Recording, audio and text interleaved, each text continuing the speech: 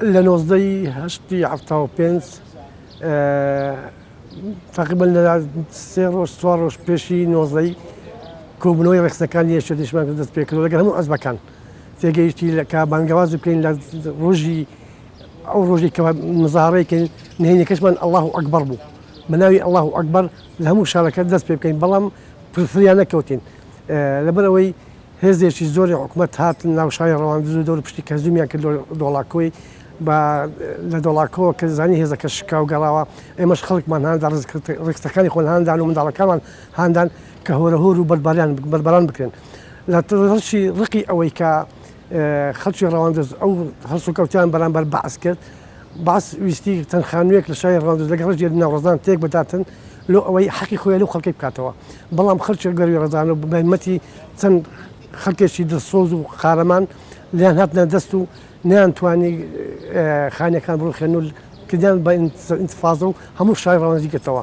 لە ماوەی ساڵێک تقریبا حکوومەتی بەعس نەیتوانی بێتەوە ناو شاری ڕەواندز تێگەیشتی بەس ڕۆژەکان داهات و ئیشەکانی خۆی زەوەدەگ و ئەگەڕاوە شەو ناوێران ببینێتەوە نەخێر بەداخەوە ئەوێ ڕۆژێکەمە ئەو شتەمان کرد لە ئەوەی نەبوو کەمە تووشی ئەو مووقیفەی ئێستا بین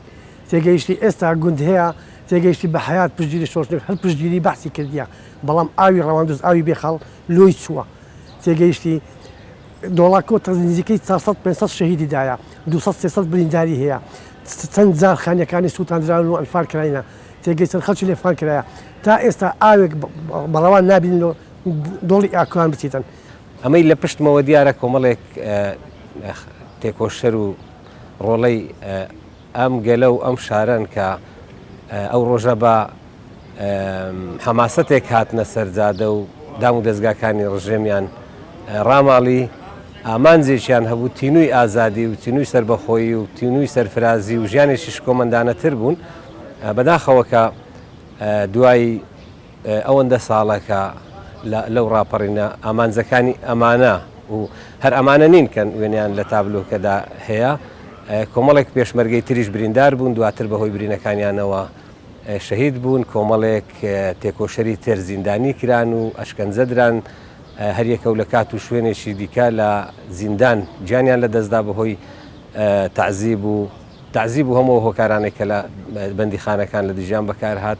و کۆمەڵی خەڵکی تر بەشداری کاریگەریان هەبوو لە ڕاپەڕینەکە کە دواتر بوونە پێشمەرگە و لە کاتی جیاواز